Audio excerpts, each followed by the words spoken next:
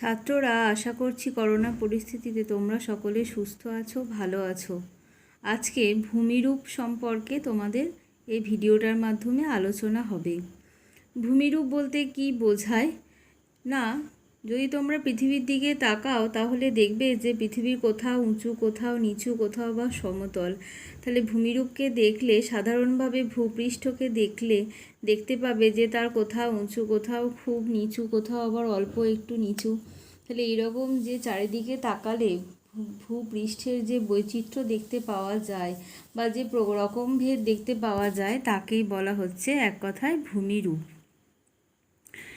এবার এই ভূমিরূপকে তার উচ্চতা অনুযায়ী তাকে চারটে ভাগে ভাগ করা যায়। প্রথমেই হচ্ছে পর্বত, ঠিক আছে।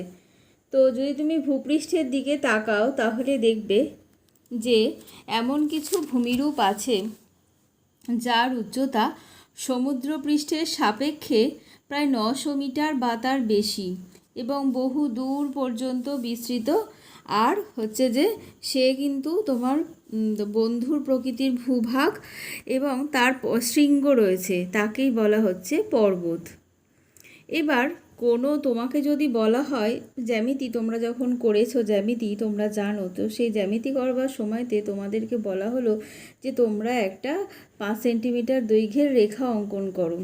তোমরা কিন্তু সেই রেখাটা অঙ্কন করবার সময় সকলে কিন্তু শুরু করো তোমরা 0 থেকে। তোমরা কি কেউ 1, 2, 3 থেকে শুরু করো? তা কিন্তু করো না, 0 থেকে শুরু করো আঁকাটা। ঠিক সেরকম ভূপৃষ্ঠেরও কোনো স্থানের উচ্চতা পরিমাপ করবার জন্য 0 থেকেই তার উচ্চতা পরিমাপ করা হয়। আর ভূপৃষ্ঠের কোনো স্থানের উচ্চতা পরিমাপের জন্য সেই 0কে ধরে নেওয়া হয় সমুদ্রপৃষ্ঠকে। সমুদ্রপৃষ্ঠকে 0 ধরে নেওয়া হয়। এই জন্য যখন ভূমিরূপের যে বিভিন্ন প্রকারভেদগুলো আছে, পর্বত, পাহাড়, মালভূমি, সমভূমি, সেগুলোর যখন সংজ্ঞা বলতে হয় সবসময় বলতে হয় যে সমুদ্রপৃষ্ঠ থেকে উপরের দিকে যদি 900 মিটার বা তার বেশি উচ্চতা বিশিষ্ট যে ভূভাগ অবস্থান করে এবং যার শৃঙ্গ থাকে, যা বহু দূর পর্যন্ত বিস্তৃত এবং যার ভূভাগ হচ্ছে, যার উপরিভাগ হচ্ছে অত্যন্ত এবড়োখেবড়ো এবং বন্ধুর প্রকৃতি, তাকে বলা হচ্ছে পর্বত। আচ্ছা, পর্বত শৃঙ্গ কাকে বলে? দেখো, এখানে আমি পাশাপাশি দুটো পর্বত এঁকেছি। তো এই যে পর্বতের যে 3 কোণা, এই যে 3 কোণা বা শঙ্কু আকৃতির যে অংশ, অর্থাৎ একদম পর্বতের মাথা বা পর্বতের যে শীর্ষদেশ, তাকেই বলা হচ্ছে পর্বত শৃঙ্গ বা পর্বতের চূড়া বলা হয়। ঠিক যেমন তোমরা জানো প্রত্যেকে যে আমাদের হিমালয় পর্বতের কিন্তু মাউন্ট এভারেস্ট হচ্ছে পৃথিবীর সব থেকে উচ্চতম পর্বত শৃঙ্গ। দুটি পর্বতের মাঝখানে যে নিচু অংশ অবস্থান করে তাকে বলা হচ্ছে পর্বত উপত্যকা। একসঙ্গে অনেক পর্বত শৃঙ্গ যদি পাশাপাশি অবস্থান করে, এখানে দুটো পর্বত শৃঙ্গ আমি দেখিয়েছি, এরকম যদি আরও অনেক পর্বত শৃঙ্গ পাশাপাশি অবস্থান করে তখন সেই পর্বতগুলোকে একসাথে বলা হয়ে থাকে পর্বত শ্রেণী। আর হচ্ছে পর্বত গ্রন্থি। এরকম কোনো উচ্চভূমি, যে উচ্চভূমি থেকে একসাথে অনেকগুলো পর্বতের সৃষ্টি হয়েছে বলে মনে করা হয়, সেই যে উচ্চভূমি বা ভূভাগ তাকে বলা হচ্ছে পর্বত গ্রন্থি। এশিয়া মহাদেশের মধ্যে এরকম দুটো পর্বত গ্রন্থি রয়েছে, পামির গ্রন্থি এবং আর্মেনীয় গ্রন্থি। সেখান থেকে অনেকগুলো পর্বত কিন্তু বিভিন্ন দিকে সৃষ্টি হয়েছে। এবার আসি পাহাড়ের কথায়।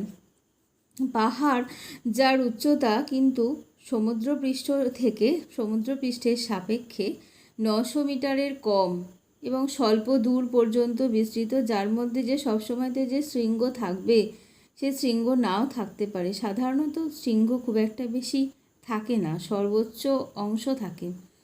তো এই ক্ষেত্রে শৃঙ্গ সবসময় বলা হয় না, এবং যার উপরিভাগ পর্বতের তুলনায় কিন্তু উপরিভাগ অত বেশি এবড়ো খেবড়ো বা অত বেশি বন্ধুর প্রকৃতির নয়, সেই ভূভাগকে বলা হচ্ছে পাহাড়। এরপর হচ্ছে মালভূমি আর তারপর হচ্ছে সমভূমি। মালভূমি কাকে বলে না, যে ভূভাগের উচ্চতা সমুদ্রপৃষ্ঠের সাপেক্ষে, যার উচ্চতা 300 মিটারের বেশি 300 মিটারের বেশি এবং অনেক দূর পর্যন্ত বিস্তৃত, উপরিভাগ সমতল আর চারপাশে খাড়া ঢালযুক্ত। দেখতে পাচ্ছ তোমরা, আমি পরে আবার যখন মালভূমি সম্পর্কে আলোচনা হবে তখন আবার এই বিষয়টা সম্পর্কে বলবো। তো উপরিভাগ সমতল আর চারপাশে খাড়া ঢালযুক্ত সেই ভূভাগকে বলা হচ্ছে মালভূমি। আর সমভূমি কাকে বলে? না, সমভূমি হচ্ছে যে সেই ভূভাগ যে ভূভাগ সমুদ্রপৃষ্ঠ থেকে উপরের দিকে 300 মিটারের কম উচ্চতা বিশিষ্ট এবং যার উপরিভাগ সামান্য ঢেউ খেলানো প্রকৃতির, যার উচ্চতা খুবই কম, তাকেই বলা হচ্ছে সমভূমি। আমাদের পৃথিবীতে এরকম বহু রকমের সমভূমি আছে। তো এরপরে তোমাদের যে বিষয়গুলো নিয়ে আলোচনা হবে সেইগুলো সম্পর্কে একটু বলবো। সেটা হচ্ছে আমাদের পৃথিবীর দিকে এই যে তাকালে কোথাও পর্বত, কোথাও পাহাড়, কোথাও বা মালভূমি, কোথাও সমভূমি, এই বিভিন্ন ধরনের যে ভূপ্রকৃতি দেখতে পাওয়া যাচ্ছিল, সেই ভূপ্রকৃতিগুলো আসলে কিন্তু সৃষ্টি হয় মূলত দুটি প্রক্রিয়ার মাধ্যমে। একটা হচ্ছে অন্তর্জাত প্রক্রিয়া বা ভিতরকার শক্তি, তোমাদের বইতে যেভাবে উল্লেখ আছে, আর একটা হচ্ছে বহির্জাত প্রক্রিয়া বা বাইরের শক্তি। তো এই অন্তর্জাত প্রক্রিয়া কাকে বলে? ভূ অভ্যন্তরে মূলত যে প্রক্রিয়াগুলো সংগঠিত হয়। আমরা তো প্রত্যেকে ভূপৃষ্ঠের উপরে বাস করি, আমরা জীবেরা, কিন্তু ভূ অভ্যন্তরে যে প্রক্রিয়াগুলো সংগঠিত হয় সেই প্রক্রিয়াগুলিকে বলা হচ্ছে অন্তর্জাত প্রক্রিয়া, এবং সেখানে যে শক্তিগুলো কার্যকরী হয় তাদের বলা হয় অন্তর্জাত শক্তি। আর বহির্জাত শক্তি হচ্ছে যেগুলো ভূপৃষ্ঠের উপরিভাগে, অর্থাৎ আমরা যেখানে বসবাস করি সেখানে যে সমস্ত প্রক্রিয়াগুলো সক্রিয় হয় কোনো ভূমিরূপ সৃষ্টির ক্ষেত্রে, ভূমিরূপের উচ্চতা বাড়া বা কমার ক্ষেত্রে, সেই প্রক্রিয়াগুলোকে বলা হচ্ছে বহির্জাত প্রক্রিয়া বা বহির্জাত শক্তি।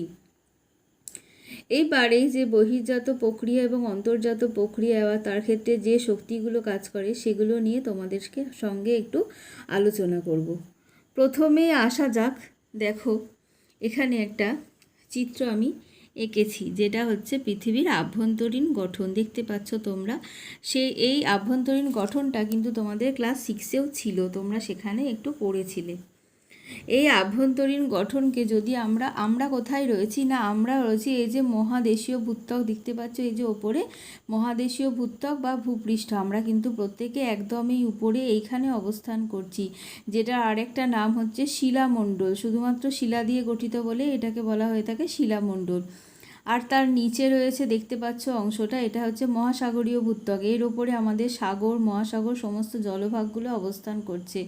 আর তার নিচে মানে মোটামুটি 33 কিলোমিটার থেকে 2900 কিলোমিটার পর্যন্ত যে স্তর অবস্থান করে ভূ অভ্যন্তরে তাকে বলা হচ্ছে গুরুমণ্ডল। গুরুমণ্ডলকে দুভাগে ভাগ করা হয়, একটা বহিঃগুরুমণ্ডল, একটা অন্তঃগুরুমণ্ডল। বহিঃগুরুমণ্ডল হচ্ছে 33 কিলোমিটার থেকে 700 কিলোমিটার পর্যন্ত বিস্তৃত, আর অন্তঃগুরুমণ্ডল 700 থেকে 2900 কিলোমিটার পর্যন্ত বিস্তৃত। এরপর 2900 কিলোমিটার থেকে 6372 কিলোমিটারের মধ্যে অবস্থান করছে কেন্দ্রমণ্ডল। এই কেন্দ্রমণ্ডলকেও দুভাগে ভাগ করা হয়, একটি বহিঃকেন্দ্রমণ্ডল, একটি অন্তঃকেন্দ্রমণ্ডল। বহিঃকেন্দ্রমণ্ডল 2900 কিলোমিটার থেকে 5150 কিলোমিটারের মধ্যে অবস্থান করছে, আর 5150 থেকে 6372 কিলোমিটারের মধ্যে অবস্থান করছে অন্তঃকেন্দ্রমণ্ডল।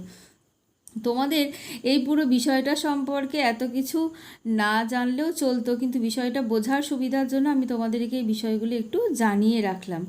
এবার তোমাদের যেটা সবথেকে বেশি করে জানতে হবে সেটা হচ্ছে এই যে অ্যাসথেনোস্ফিয়ার লিখেছি আমি, অ্যাসথেনোস্ফিয়ার স্তর, এটা সম্পর্কে তোমাদেরকে জানতে হবে। মহাসাগরীয় ভূত্বকের নিচে বহিঃগুরুমণ্ডলের উপরিভাগে মোটামুটি 100 কিলোমিটার, 100 থেকে 200 কিলোমিটার গভীরতায় যে সান্দ্র স্তর অবস্থান করছে তাকেই বলা হচ্ছে অ্যাসথেনোস্ফিয়ার স্তর। এই অ্যাসথেনোস্ফিয়ার স্তরের মধ্যে সমস্ত পাতগুলো সঞ্চরণশীল অবস্থায় আছে বা চলনশীল অবস্থায় আছে। এখন পাত বলতে কি বোঝায়? পাত বলতে বোঝায় যে আমাদের পৃথিবীর দিকে যদি দেখা হয় তাহলে পৃথিবীর উপরে অনেক স্থলভাগ রয়েছে, জলভাগ রয়েছে। এই সমস্ত স্থলভাগ এবং জলভাগগুলো সবগুলোই কিন্তু এই ভূ অভ্যন্তরে অ্যাসথেনোস্ফিয়ার স্তরের মধ্যে চায়ের কাপ বা চায়ের প্লেট তুমি যদি ভেঙে ফেলো তাহলে ভেঙে ফেললে সেখানে যে টুকরো পাওয়া যাবে সেরকম কিছু টুকরো অংশ যাদেরকে বলা হয়ে থাকে, যাদের নাম হচ্ছে পাত।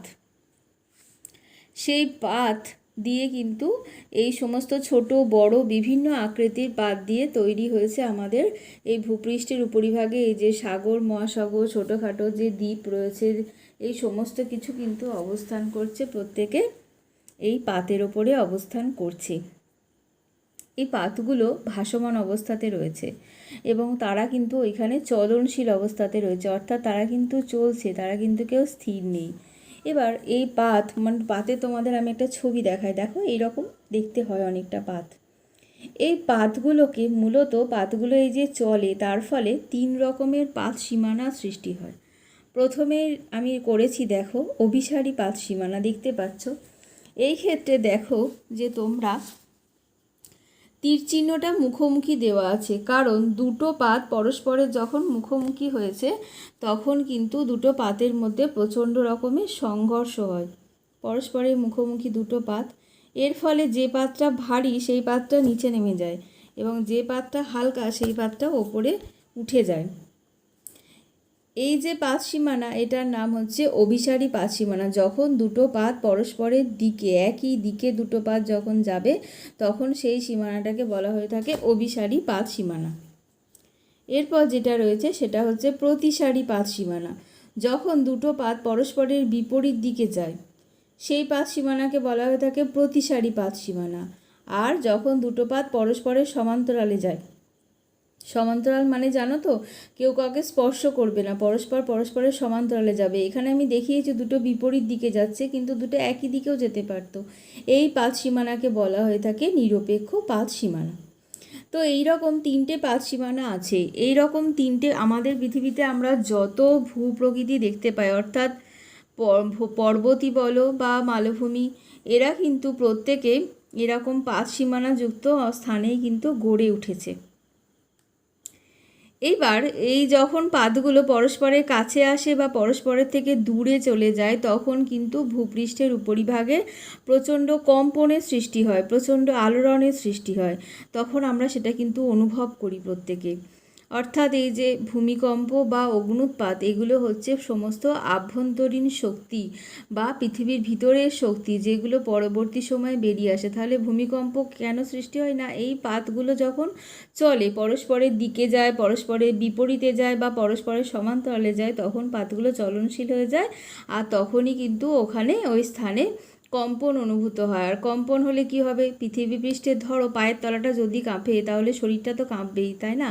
তাহলে এই ক্ষেত্রে ভূ অভ্যন্তরে পাতগুলো কাঁপছে, তাহলে তার উপরে যে স্থলভাগ বা যে জলভাগটা অবস্থান করছে সেখানেও তো সেই কম্পনটা অনুভূত হবে। সেই জন্য কিন্তু ভূপৃষ্ঠের উপরিভাগে আলোড়নের সৃষ্টি হয় আর তখনই পাহাড় পর্বত মালভূমি সমভূমি সব কিছু ভূমিরূপগুলো তৈরি হয়। তাহলে অন্তর্জাত শক্তির আমি এখানে দুটো শক্তির কথা বললাম, একটা হচ্ছে ভূমিকম্প, একটা হচ্ছে অগ্ন্যুৎপাত। আগ্নেয়গিরি থেকে অগ্ন্যুৎপাত হয়, তোমাদের বলবো আগ্নেয় পর্বত বলবার সময়তে। এইগুলো সমস্ত হচ্ছে পৃথিবী পৃষ্ঠের উপরিভাগের ভিতরের শক্তি বা আভ্যন্তরীণ শক্তি। এরপর হচ্ছে বাইরের শক্তি। বাইরের শক্তির মধ্যে রয়েছে নদী, বায়ু, হিমবাহ, সমুদ্র তরঙ্গ, বৃষ্টিপাত, বায়ুর উত্তাপ, এগুলো সমস্ত হচ্ছে বাইরেকার শক্তি। এগুলো পৃথিবী পৃষ্ঠের উপরিভাগে এই যে পর্বত মালভূমি সমভূমি অবস্থান করছে এই সমস্তগুলোর কিন্তু উচ্চতা বাড়াতে বা কমাতে সাহায্য করে। অর্থাৎ নদী কোথা দিয়ে যাচ্ছিল সে যা কিছু ক্ষয় করতে পারলো সব কিছু সে সাথে করে নিয়ে চলে গেল। যে জায়গাটা ক্ষয় করলো তার উচ্চতা তো কমলো, তাই না? আর যেখানে নিয়ে গিয়ে ফেললো অর্থাৎ আর বয়ে নিয়ে যেতে পারছে না, যেখানে নিয়ে গিয়ে সঞ্চয় করলো সেই জায়গার উচ্চতা তো বৃদ্ধি ঘটালো। তাহলে এক জায়গায় ক্ষয় করলো এক জায়গায় সঞ্চয় করলো, তাহলে এক জায়গায় ভূমিরূপের ক্ষয় করতে সাহায্য করলো, ক্ষয় হতে, আরেক জায়গায় ভূমিরূপের উচ্চতা বৃদ্ধি করতে সাহায্য করলো।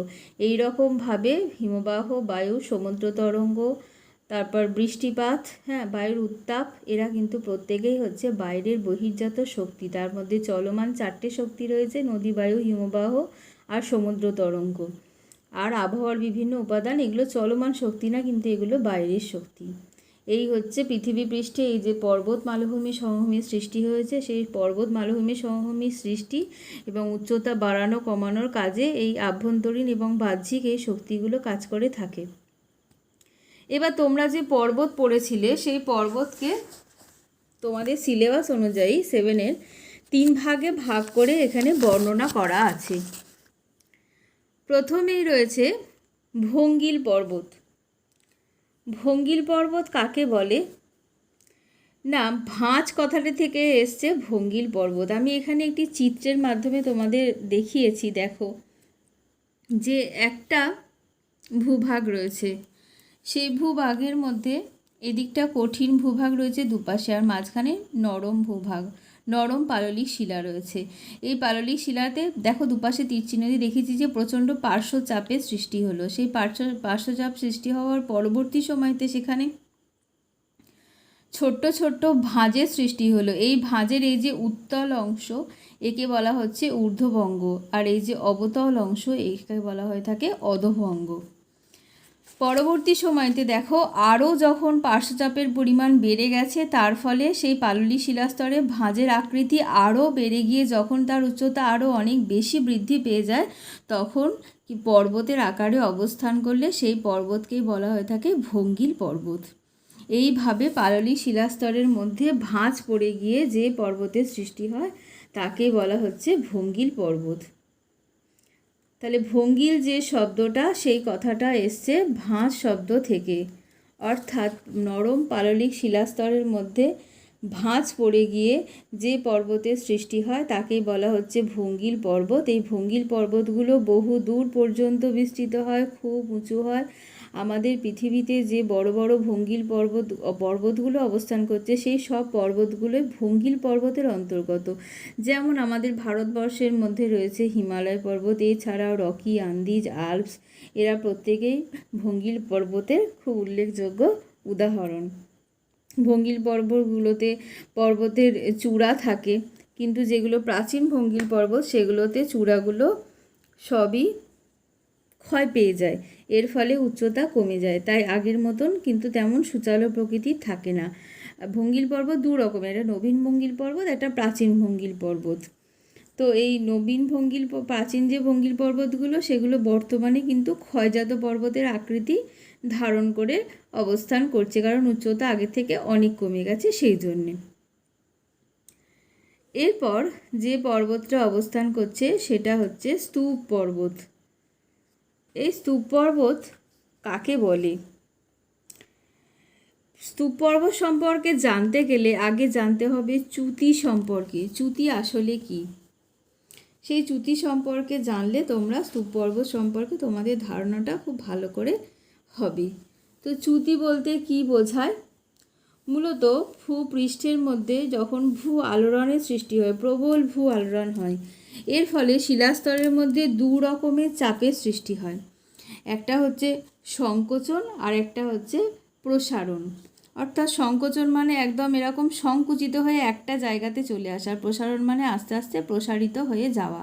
বুঝতে পারছো? একটা গার্ডারকে তুমি যদি এক জায়গায় এরকম করে রাখো, দেখবে সে চাপের মধ্যে একদম জমে গেছে, কিন্তু তাকে যেই তুমি দু হাত দিয়ে টেনে ধরবে সে আস্তে আস্তে তার মধ্যে প্রসারণ হতে শুরু করবে। তো এরকম সংকোচন এবং প্রসারণ এই উভয় রকমের চাপের সৃষ্টি হয়। এর ফলে ভূপৃষ্ঠের যেসব অঞ্চলে কঠিন শিলা দিয়ে গঠিত সেখানে গভীর ফাটলের সৃষ্টি হয়। পরে আবার ভূ আলোড়নের ফলে ওই ফাটল বরাবর শিলার এক অংশ আর এক অংশ থেকে বিচ্ছিন্ন হয়ে যায়। এর ফলে নিচু হয়ে যে অবস্থান করে, যে শিলা অবস্থান করে, যে অংশ অবস্থান করে তাকেই বলা হচ্ছে চ্যুতি। পৃথক হয়ে গিয়ে নিচু হয়ে গিয়ে অবস্থান করছে, এই অংশকে বলা হয়ে থাকে চ্যুতি। বুঝতে পেরেছো? তো এরকম চ্যুতির সৃষ্টি হয়। এরপর হচ্ছে স্তূপ পর্বত। যখন দুটো চ্যুতির মাঝের অংশ পাশের অংশ থেকে বিচ্ছিন্ন হয়ে চাপের ফলে খাড়াভাবে ওপরের দিকে উঠে যায়, আর দুপাশের অংশ দেখো নিচের দিকে বসে গেছে, এই উঠে আসা যে অংশ তাকে বলা হচ্ছে স্তূপ পর্বত। মনে থাকবে, দুটো পাশাপাশি অবস্থিত দুটো চ্যুতির মধ্যবর্তী অংশ যখন উঁচু হয়ে গিয়ে অবস্থান করে তখন তাকেই বলা হচ্ছে স্তূপ পর্বত। এই স্তূপ পর্বতগুলো সাধারণত পৃথিবীতে তোমার এদের আকৃতি সাধারণত চ্যাপ্টা আকৃতির পর্যন্ত চ্যাপ্টা আকৃতির হয়, আর হচ্ছে যে স্তূপ পর্বতের পাশে সাধারণত চ্যুতি অবস্থান করতে দেখতে পাওয়া যায়। তোমরা সংজ্ঞা পড়ে রাখবে তাহলেই হবে। এরপর হচ্ছে আগ্নেয় পর্বত। দেখতে পাচ্ছ তো ভূগর্ভের মধ্যে কিন্তু সমস্ত যে খনিজ উপাদানগুলো সব কিছু গলিত অবস্থায় অবস্থান করছে। যখন ভূগর্ভের মধ্যে অবস্থান করে তখন তাকে বলা হচ্ছে ম্যাগমা, আর যখন সে ভূপৃষ্ঠের বাইরে বেরিয়ে এসে সঞ্চিত হয়ে জমা হয়ে যায় তখন তাকে বলা হচ্ছে লাভা।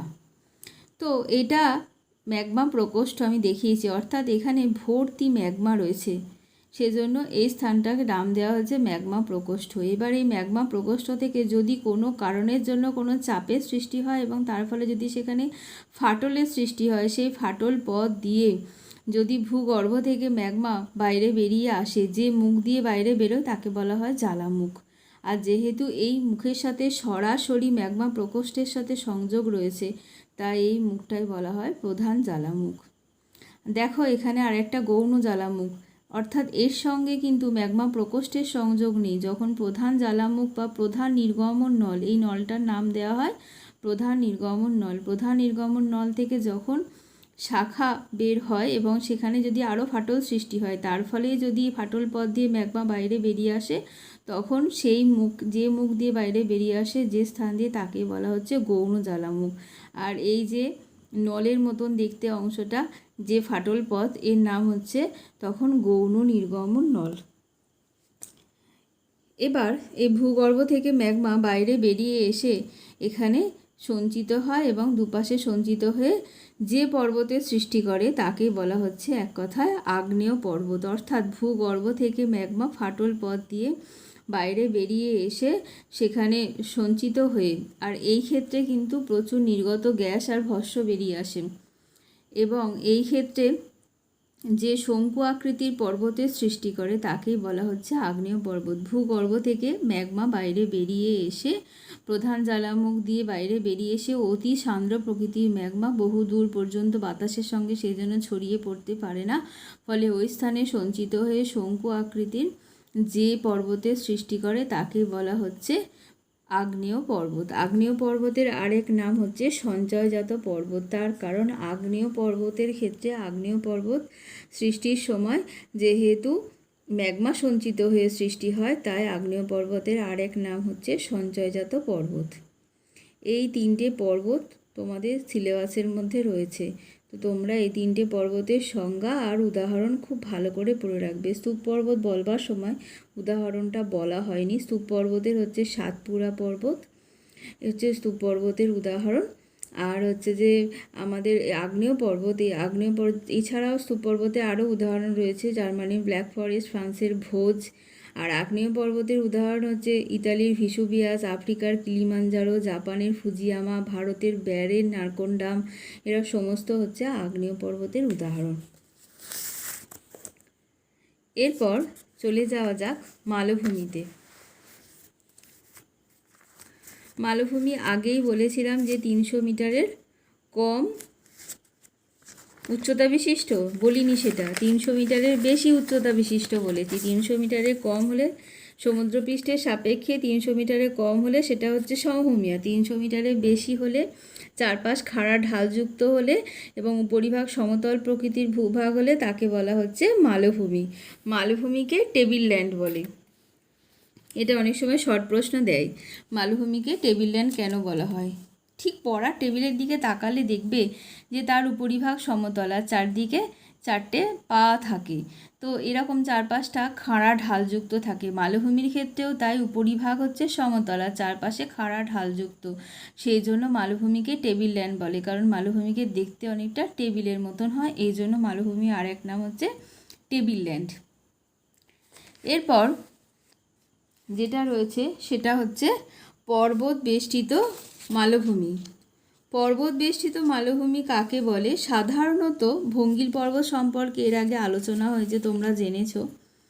সাধারণত যে মালভূমির প্রায় সব দিক থেকেই যদি দেখা যায় পর্বত শ্রেণী চারিদিক থেকে ঘিরে থাকে, এক কথায় তাকেই বলা হচ্ছে পর্বত বেষ্টিত মালভূমি। দেখো আমি এখানে চিত্রের সাহায্যে দেখিয়েছি যে দুটো পর্বত, তার মাঝখানে যে উচ্চ ভূভাগ তাকেই বলা হচ্ছে পর্বত বেষ্টিত মালভূমি। এরকম দুটো না থেকে যদি একাধিক পর্বতের মধ্যবর্তী স্থান, অর্থাৎ পর্বতের উত্থান হয়েছে, তার ফলে তার মধ্যবর্তী স্থানেরও উত্থান হয়েছে কিন্তু পর্বতের মতন অত উত্থিত হয়নি, তখন এই মধ্যভাগের সমতল ভাগকে বলা হচ্ছে পর্বত বেষ্টিত মালভূমি। মূলত যখন ভঙ্গিল পর্বতের উৎপত্তি হয় তখন এই পর্বতবেষ্টিত মালভূমির সৃষ্টি হয়ে থাকে। পর্বতবেষ্টিত মালভূমি সমুদ্রপৃষ্ঠ থেকে সবথেকে বেশি উঁচুতে অবস্থান করে, আর এই মালভূমি নবীন ভঙ্গিল পর্বতমালা দ্বারা বেষ্টিত, আর এরা কিন্তু পাললিক শিলা দিয়ে তৈরি হয়ে থাকে। উদাহরণ হিসাবে ভারতের উত্তরে হিমালয় আর কুয়েনলুন পর্বতের মাঝে রয়েছে তিব্বত মালভূমি। এছাড়াও পৃথিবীর বৃহত্তম পর্বতবেষ্টিত মালভূমি হচ্ছে তোমার তিব্বত মালভূমি। এছাড়াও পামির মালভূমি রয়েছে পৃথিবীর উচ্চতম মালভূমি, যাকে পৃথিবীর ছাদ বলা হয়ে থাকে। তো এই পামির মালভূমিও কিন্তু অবস্থান করছে তোমার এরকম পর্বতবেষ্টিত একটি মালভূমি। আর ভারতের ক্ষেত্রে লাদাখ মালভূমি, যেটা উচ্চ মালভূমি, সেটাও পর্বতবেষ্টিত মালভূমি। এছাড়াও তুরস্কের পন্টিকা টরাস পর্বতের মাঝে আনাতোলিয়া মালভূমি আছে। এই মালভূমিও পর্বতবেষ্টিত মালভূমির একটি উল্লেখযোগ্য উদাহরণ। এরপর যেটা রয়েছে সেটা হচ্ছে যে লাভা মালভূমি। যখন বিদার অগ্নুদ্গমের ফলে, বিদার অগ্নুদ্গম বলতে কীরকম অগ্নুদ্গমকে বোঝায় না, বিদার অগ্নুদ্গম হচ্ছে সেই অগ্নুদ্গম যে অগ্নুদ্গমে কিন্তু ভূগর্ভ থেকে ম্যাগমা অত্যন্ত ধীর গতিতে বাইরে বেরিয়ে আসে, আর সেই ম্যাগমা খুবই তরল প্রকৃতির হয়, বহু দূর পর্যন্ত ছড়িয়ে যায় বাতাসের সাথে। সেই ম্যাগমা সঞ্চিত হয়ে পরবর্তী সময় লাভারূপে সঞ্চিত হয়ে যে মালভূমি সৃষ্টি করে তাকেই বলা হচ্ছে লাভা মালভূমি। ভূগর্ভ থেকে ম্যাগমা বেরিয়েছে, একবারে না, একবারে বেরিয়েছে, এক একটা করে স্তর তৈরি করেছে, এবং এই ফলে যে মালভূমি সৃষ্টি করেছে তাকেই লাভা মালভূমি বলে। মূলত ভূপৃষ্ঠের মধ্যে কোনো দুর্বল স্থান দিয়ে সেখান দিয়ে ম্যাগমা বাইরে বেরিয়ে আসে, আর লাভা সঞ্চিত হয়ে এই মালভূমি সৃষ্টি হয় বলে এই মালভূমিকে সঞ্চয়জাত মালভূমিও বলা হয়। ঠিক যেমন আগ্নেয় পর্বতকে বলা হচ্ছিল সঞ্চয়জাত পর্বত, সেরকম এই মালভূমিকে সঞ্চয়জাত মালভূমিও বলে। এই মালভূমির আকৃতি একটু চ্যাপ্টা প্রকৃতির হয়। এই মালভূমিতে নরম পাললিক শিলা দেখতে পাওয়া যায় না, কঠিন ব্যাসাল্টের স্তর দেখতে পাওয়া যায়, আর এই মালভূমিতে প্রচুর খনিজ সম্পদ পাওয়া যায়। এই হচ্ছে লাভা মালভূমি। লাভা মালভূমির উদাহরণ হচ্ছে আমাদের ভারতের দাক্ষিণাত্য মালভূমি, পূর্ব আফ্রিকার সোমালিয়া মালভূমি, বলিভিয়া, মেক্সিকো মালভূমি, এগুলো সমস্ত হচ্ছে লাভা মালভূমির উদাহরণ। এরপর রয়েছে ব্যবচ্ছিন্ন মালভূমি। ব্যবচ্ছিন্ন মালভূমি দেখতে পাচ্ছ, সেখানে ভূপ্রকৃতির ক্ষেত্রে দেখানো হয়েছে যে কঠিন শিলা আর কোমল শিলা, দু রকমের শিলাস্তর দিয়ে দেখানো হয়েছে, কঠিন শিলাস্তর আর কোমল শিলাস্তর। দেখতে পাচ্ছ তোমরা, এই যে কঠিন শিলাস্তর, কঠিন শিলাস্তর, কঠিন শিলাস্তর আর কোমল শিলাস্তর। কঠিন শিলাস্তর হওয়ার জন্য কম ক্ষয় পেয়েছে, আর কোমল শিলাস্তর হওয়ার জন্য বেশি ক্ষয় পেয়েছে। তো এরকম কোনো উচ্চভূমি বা মালভূমি বা পর্বত যদি বিশেষভাবে ক্ষয়প্রাপ্ত হয়ে যায় আর তার পরবর্তী সময় সেখান দিয়ে যদি নদী প্রবাহিত হয়, তাহলে সেই নদী ওখানে প্রচুর পরিমাণে ক্ষয় করে। যেহেতু নরম এবং কঠিন উভয় রকমের শিলা দিয়ে গঠিত হয়, সেই জন্য এই জায়গাটা প্রচুর পরিমাণে ক্ষয় করে।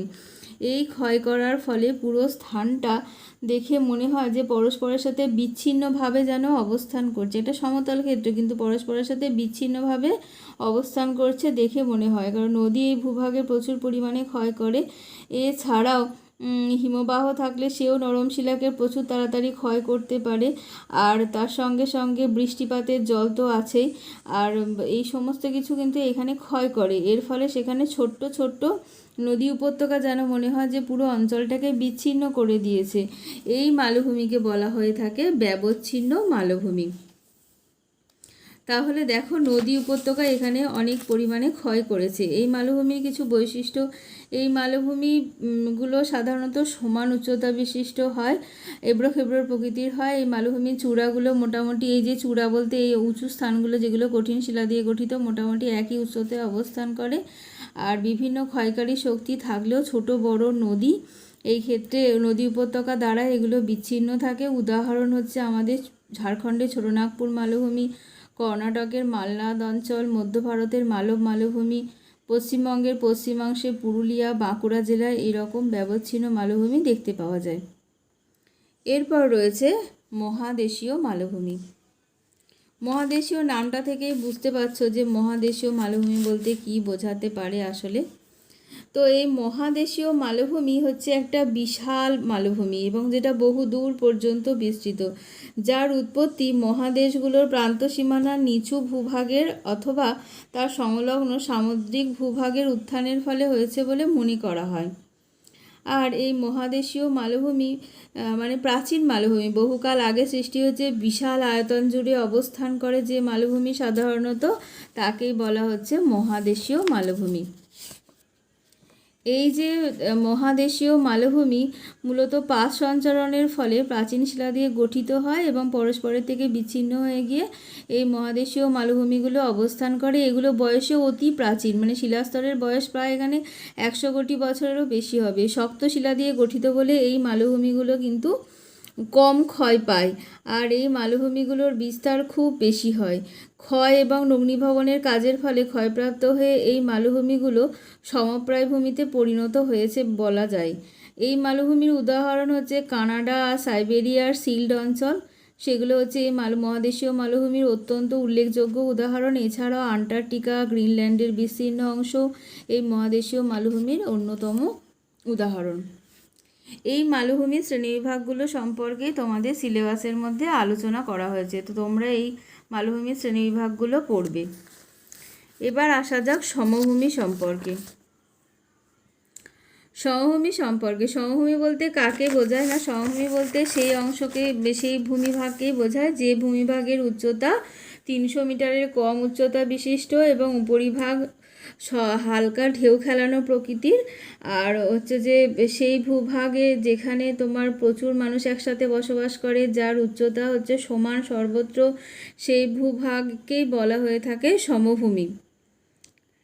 এখানে তোমাদের সিলেবাসের মধ্যে পলিগঠিত সমভূমি আছে।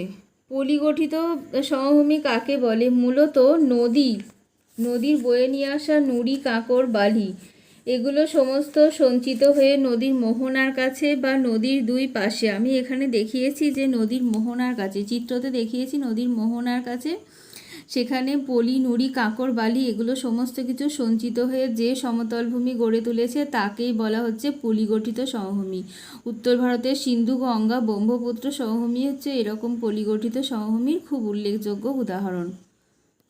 এরপরে যেটা রয়েছে সেটা হচ্ছে লাভা সমভূমি। ওই যে বিদার অগ্নুদ্গম বলছিলাম তখন, যে অগ্নুদ্গমের ক্ষেত্রে শুধুমাত্র ভূগর্ভ থেকে ম্যাগমা অত্যন্ত ধীর গতিতে অতি তরল প্রকৃতির ম্যাগমা বাইরে বেরিয়ে এসে বাতাসের সঙ্গে বহু দূর পর্যন্ত ছড়িয়ে পড়ে, যেই ক্ষেত্রে কোনো বিস্ফোরণ হয় না, তেমন কোনো বিষাক্ত গ্যাস বেরোয় না, খুব আওয়াজও হয় না, নিঃশব্দে বাইরে বেরিয়ে আসে, সেই অগ্নুদ্গমকে বলা হয়ে থাকে বিদার অগ্নুদ্গম। লাভা সমভূমি এবং লাভা মালভূমি উভয় ভূমিরূপ সৃষ্টির ক্ষেত্রে বিদার অগ্নুদ্গম কিন্তু কার্যকরী হয়। পর্বত সৃষ্টির ক্ষেত্রে কিন্তু না, পর্বত সৃষ্টির ক্ষেত্রে নিঃসারী অগ্নুদ্গম। আর সেই অগ্নুদ্গমের ক্ষেত্রে কিন্তু ম্যাগমা যেটা বাইরে বেরোয় সেটা অত্যন্ত গাঢ় প্রকৃতির হয়, আর প্রচণ্ড বিস্ফোরণ হয়, প্রচণ্ড আওয়াজ হয়, অনেক গ্যাস বাইরে বেরিয়ে আসে বিষাক্ত। লাভা সমভূমি এবং লাভা মালভূমির ক্ষেত্রে হয় বিদার অগ্নুদ্গম। এই বিদার অগ্নুদ্গমের ফলে যখন কোনো রকম কোনো বিস্ফোরণ হয় না, পৃথিবীর অভ্যন্তরভাগ থেকে অতি উত্তপ্ত ম্যাগমা বাইরে বেরিয়ে আসে, বাতাসের সঙ্গে অনেক দূর পর্যন্ত ছড়িয়ে পড়ে এবং বহু দূর পর্যন্ত ছড়িয়ে যে সমতল ভূমি সৃষ্টি করে তাকেই বলা হচ্ছে লাভা সমভূমি। উদাহরণ হচ্ছে দাক্ষিণাত্যের উত্তর অংশের যে সমভূমি রয়েছে আমাদের ভারতবর্ষে, সেটা হচ্ছে লাভা সমভূমির অত্যন্ত উল্লেখযোগ্য একটি উদাহরণ। এরপরে যেটা রয়েছে সেটা হচ্ছে লোয়েস সমভূমি। লোয়েস সমভূমি সম্পর্কে আমি বলি একটু। লোয়েস বলতে কি বোঝায়? লোয়েস কথাটার অর্থই হচ্ছে স্থানচ্যুত বস্তু। স্থানচ্যুত বস্তুকেই বলা হচ্ছে লোয়েস। তো সেই লোয়েস মূলত বায়ুবাহিত অতি সূক্ষ্ম বালিকণা বা মাটির কণা, তাকেই লোয়েস নামে ডাকা হয়। মরুভূমির অতি সূক্ষ্ম বালিকণা, মাটির কণা প্রভৃতি বায়ুর দ্বারা বাহিত হয়ে যখন বহু দূরে কোনো নিম্নভূমিতে সঞ্চিত হলে সেখানে যে সমভূমি সৃষ্টি করে তাকেই বলা হচ্ছে লোয়েস সমভূমি। এখানে একটা উদাহরণকে চিত্রের সাহায্যে দেখানো হয়েছে। দেখো, এটা হচ্ছে গোবি মরুভূমি, মধ্য এশিয়ার গোবি মরুভূমি। মধ্য এশিয়ার গোবি মরুভূমি থেকে উত্তর পূর্ব মৌসুমি বায়ু, যে বায়ু প্রবাহের দিক দেখানো হয়েছে, বায়ু প্রবাহিত হয়ে আসছে উত্তর পূর্ব মৌসুমি বায়ু। এই যে নদীটা দেখানো হয়েছে দেখতে পাচ্ছ নীল রং দিয়ে, এটা হচ্ছে হোয়াংহো নদী। সেই হোয়াংহো নদীর এখানে বয়ে এসে এই সমস্ত লোয়েস অর্থাৎ বালির কণা এবং মাটির কণা এগুলো এখানে সঞ্চিত হয়ে সমতল ভূমি সৃষ্টি করেছে। উত্তর চীনের লোয়েস সমভূমি অঞ্চল, যেখানের ক্ষেত্রে এই এশিয়ার গোবি মরুভূমি থেকে উড়ে আসছে অতি সূক্ষ্ম লোয়েস মৃত্তিকা, সেটা উড়ে এসে চীনের হোয়াংহো নদীর অববাহিকা অঞ্চলে এই লোয়েস সমভূমির সৃষ্টি করেছে। তারই চিত্রটা আমি এখানে তোমাদেরকে দেখিয়েছি। তো এই হচ্ছে লোয়েস সমভূমি। এই সমস্ত বিষয়গুলো পর্বত মালভূমি সমভূমি তোমাদের সিলেবাসের মধ্যে এই বিষয়গুলোই আছে, আমি সেগুলো সম্পর্কে তোমাদেরকে জানালাম। কারোর যদি কোথাও কোনো অসুবিধা থাকে তোমরা আমাকে অবশ্যই জিজ্ঞাসা করবে। আর সকলের করোনা পরিস্থিতি, সুস্থ থেকো, সাবধানে থেকো। এই সম্পর্কিত আলোচনা আজ এখানেই শেষ হলো।